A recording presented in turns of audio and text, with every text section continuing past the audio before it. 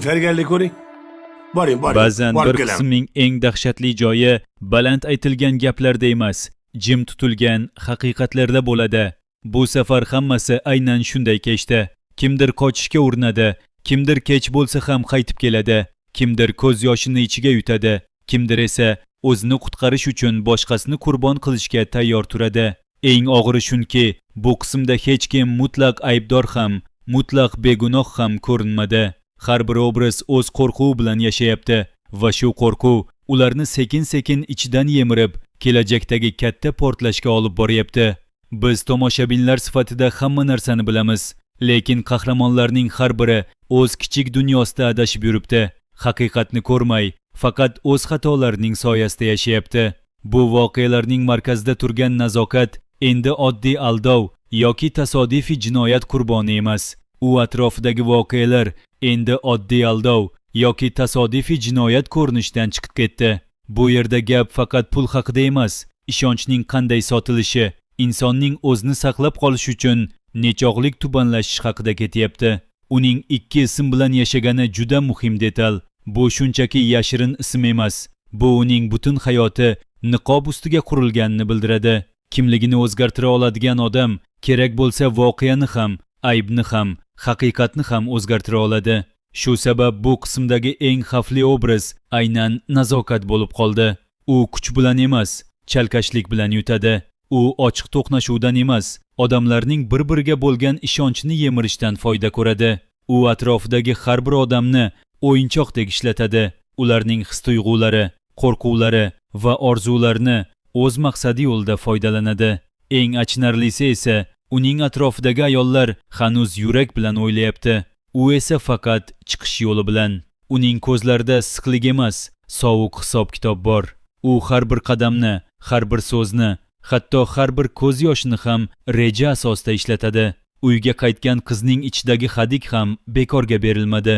Uning qalbi nimadir noto'g'ri ekanini sezib turardi, lekin bu sezgiga qarshi chiqishga jasorati yetmasdi.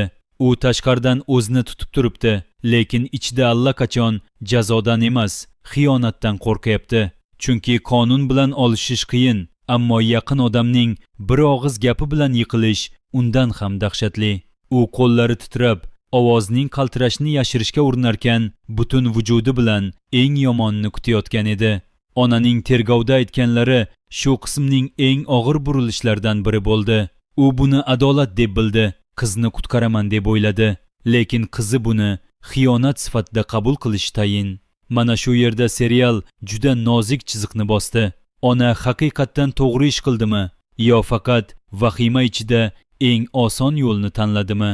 Chunki ba'zan onalar farzandini himoya qilaman deb uning ichidagi so'nggi ishonchni o'ldirib qo'yadi. Ona tergov xonasidan chiqayotganda yuzida qandaydir bo'shliq bor edi. U o'z qilgan ishining to'g'riligiga ishonmoqchi bo'lsa-da, yuragi nimadir buzilganini sezardi. Menimcha keyingi qismlarda aynan shu masala ona-bola o'rtasidagi eng keskin to'qnashuvga aylanadi. Tergovning sovuq savollardan ko'ra uydagi sovuq qarashlar ko'proq og'riq beradi. Qiz onasining ko'ziga tik qarab, undagi notanishlikni ko'rganda butun dunyosi, yer bilan osmon bir-biriga qo'shilgandek bo'ladi. Bu qismda yana bir juda muhim narsa bor. Ayollar o'rtasidagi sadoqat buzildi. Bir paytlar sir bo'lib saqlangan yaqinlik endi yuk bo'lib turibdi.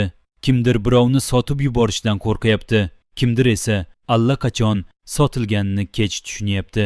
Do'stlik niqobi ostidagi munosabatlar endi ochilmoqda. Har bir ko'rinish, har bir qo'ng'iroq, hatto har bir tabassum ortida nimadir yashiringan. Nazokatga ishonib qolganlar endi o'z xatolarining narxini to'lash arafasida. Ular uning so'zlarini chin deb bildilar, uning ko'z yoshlariga ishondilar, lekin hozir o'sha ishonch ularni bo'g'ib qo'yadi. Bu yerda mayda detal juda katta ma'no berdi. Qochish, yashirinish, manzilni bildirmaslik, uzoqqa ketganini aytish kerakligi haqidagi xavotirlar shuni ko'rsatadiki, voqea ichki sezgi darajasida allaqachon ayanchli yakunga yaqinlashgan. Odam o'zini begunoh his qilsa, bunchalik oldindan qochish rejasi tuzmaydi. Demak, bu qismdagi qo'rquvlarning o'zi ham aybning soyasini tasdiqlab turibdi. Har bir qochishga urinish, har bir yashirinish, har bir hech narsa bo'lmadi degan gap aslida hamma narsa bo'ldi degan faryodning o'ziga xos ko'rinishi edi. Shifoxonadagi chiziq esa bir qarashda boshqa voqea bo'lib ko'rinsa-da, aslida serialning umumiy yuragini ochib berdi. U yerda ham hamma narsa ko'rinish bilan mazmun o'rtasidagi urushga qurilgan. Yangi rahbarlikka chiqqan ayolning xursandligi ichida ham og'irlik bor. Uni tabriklayotganlarning hammasi chin dildan quvonayotgani yo'q va u buni juda yaxshi sezadi. U tabassum qiladi, lekin ko'zlari nimadir izlaydi. Haqiqiy quvonchmi yoki shunchaki rasmiyatchilikmi? Mana shu sezgi uning oldinda qanchalik yolg'iz qolishini bildirib turibdi. Palatadan chiqib ketgan qiz voqeasi esa kelajak uchun juda kuchli signal bo'ldi. U kasalligidan ko'ra ko'proq alam bilan yashayapti. Uning ichida nafaqat jismoniy og'riq, balki ruhiy azob ham bor edi. U kasalxonaga shifo topish uchun kelgan edi, lekin bu yerda ham haqiqatdan qochib bo'lmasligini tushundi. U davolanishni emas, o'ch olishni tanladi. Bu juda xavfli burilish. Chunki ichida kuygan odam darddan emas, nafratdan kuch olsa, u o'zini ham, boshqani ham yo'qadi. Uning xonadan chiqishidagi qat'iyat, eshikni yopishdagi sal qattiqroq harakat, bularning hammasi nimadir deyapti. Shifoxona tomonidan menga eng muhim tuyulgan detal shu bo'ldi. Uning narsalari qolgan, lekin o'zi yo'q. Bu oddiy ketish emas, ongli ravishda iz qoldirib ketish. Go'yo u topilishni ham istayotgandek, lekin topilganida ham oldingi odam bo'lib qaytmasligi aniq. U hamma narsani joyiga qo'yib chiqqan, yostiqni silab, adyolni yig'ishtirib, bularning barchasi uning ongli ravishda bajargan harakatlari edi. Psixologik tomondan qaraganda, bu qiz endi jabrlanuvchi rolidan chiqib, voqeani boshqarishga urinayotgan holatga o'tdi. Demak, keyingi qismlarda u faqat muammo emas, katta fosh etishlarning sababchisiga aylanishi mumkin. U o'z kuchi va ta'sirini endigina kashf qilmoqda. Nazokatning yangi muhitga kirib kelgan sahnalari ham bekorga cho'zilmadi. U yerda unga nisbatan darhol bosim, masxara va kuch sinovi boshlandi. Bu juda tanish dramatik usul. Serial yangi joyda kimning haqiqiy tabiatini saqlab qolishini tekshiradi. Nazokatning javoblarida esa qo'rquvdan ko'ra moslashuv ko'proq sezildi. U o'zini qanday tutishni, qachon gapirishni va qachon jim turishni juda yaxshi biladi. U yana o'sha usulga qaytdi. Qimmatbaho buyum, tashqi ko'rinish, erkakdan nima olishni bilish, o'zini boshqalardan ustun his qilish. Uning qo'lidagi sumka, kiyimining uslubi, so'z tanlashidagi o'ziga xoslik, bularning hammasi uning kimligini ko'rsatish uchun ishlatilgan vositalar edi. Eng nozik detal esa qimmat narsaning asl bo'lmasligi haqidagi kinoya edi. Bu gap faqat kosmetika yoki sovg'a haqida emasdi. Bu butun hayotiga qo'yilgan hukm edi.